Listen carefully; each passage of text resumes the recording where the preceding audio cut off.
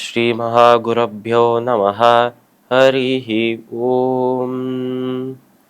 சதாசிவசமாரம்பாம் சங்கராச்சார்யமத்யமாம் அஸ்மதாச்சார்யபர்யந்தாம் வந்தே குரு பரம்பராம்.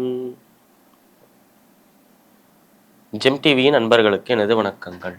இன்றைய நாள் அனைவருக்கும் இனிய நாளாக அமைய எல்லாம் வல்ல இறைவனை வேண்டி இன்றைய மதமும் நம்மதமே நிகழ்ச்சிக்கு செல்வோம். இன்னைக்கு நம்ம ஸ்ரீமத் பகவத்கீதையிலிருந்து ஒரு ஸ்லோகத்தை விரிவான விளக்கத்துடன் பார்ப்போம்.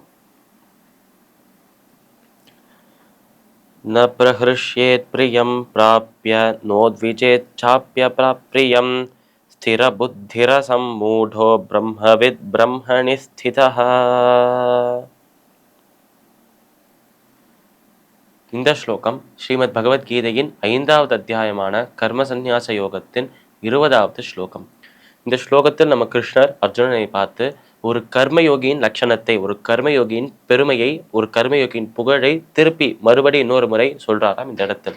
போன ஸ்லோகத்தில் ஒரு சாங்கிய யோகி சமதர்சனத்தின் மூலமாகவே பகவானை சென்று அடைகிறார்.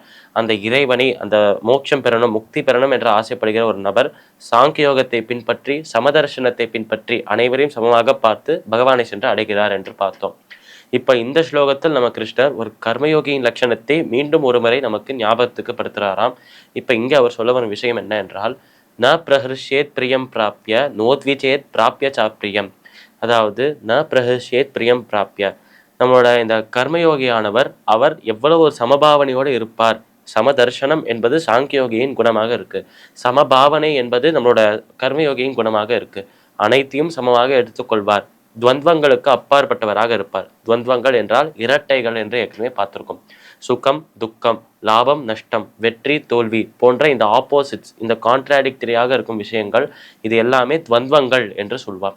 இப்பேற்பட்ட துவந்தங்களுக்கு அப்பாற்பட்டவராக, இந்த துவந்தங்களில் சமநிலையோடு இருப்பாரு, ஈக்குவலிபிரியமோடு இருப்பாரு, அவரை தான் நம்ம கர்மயோகி என்று சொல்றோம்.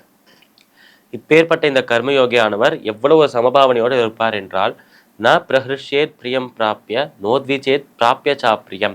ந பிரஹ்ருஷ்யேத் பிரியம் பிராப்ய, தனக்கு ஆசைப்பட்ட விஷயம் கிடைத்தால் இவர் ஆனந்தப்பட மாட்டாராம். நோத்விஜேத் பிராப்ய சாப்ரியம், இவர் ஆசைப்படாத விஷயம், இவர் வெறுக்கிற ஒரு விஷயம் இவருக்கு கிடைத்தால் அப்போ துக்கப்படவும் மாட்டாராம். ஆசைப்பட்ட விஷயம் கிடைத்தால் சந்தோஷப்பட மாட்டார். ஆசைப்படாத விஷயம், அதாவது வெறுக்கிற ஒரு விஷயம் கிடைத்தால் அதற்கு துக்கப்படவும் மாட்டாராம். ஸ்திர புத்திர சம்மூடோ பிரம்மவித் பிரம்மணி ஸ்திதா. ஸ்திர புத்திர சம்மூடோ, எப்பொழுதும் ஒரு ஸ்திரமான புத்தி, அதாவது எந்த ஒரு விஷயத்திலும் அந்த அலைப்பாயிர மனம் என்று சொல்வாரு, அந்த மாதிரி மனம் அலைப்பாயாமல் ஒரே சீராக ஒரே நிலையாக இருக்குமாம் அவரோட மனம். இப்படி ஒரு இது ஈக்குவலான ஒரு நிலையில, ஒரு சமநிலையோட இருக்கும் அவரோட மனமானது ரொம்ப தெளிவாக முடிவுகளை எடுக்குமாம். இந்த மாதிரி முடிவுகள் எடுக்கிறதுல அந்த ஒரு சஞ்சலம் என்பது இல்லாமல் போய்விடும். இப்படி எந்த ஒரு குறையும் இல்லாமல், எந்த ஒரு கவலையும் இல்லாமல், எந்த ஒரு மனம் அலையாமலும் இருக்கும் இந்த ஒரு நபராக கர்மயோகி இருக்கிறார். இப்பேற்பட்ட கர்மயோகி ஆனந்தத்தில், அதாவது ஆசைப்பட்ட விஷயம் கிடைத்தால் ஆனந்தப்படுவதும் இல்லை, இப்படியே நம்ம வெறுக்கும் விஷயம் கிடைத்தால் துக்கப்படுவதும் இல்லை. அதனால் ஆனந்தத்திலும் துக்கத்திலும் சமநிலையோடு இருக்கிறார் நம்மளோட கர்மயோகி. இப்படி ஒரு சமபாவனையோடு இருக்கும் நபராகிய கர்மயோகி இவர் பகவானை மிக எளிதாக சென்று அடைகிறார் என்றும் சொல்றார் நம்ம கிருஷ்ணர்.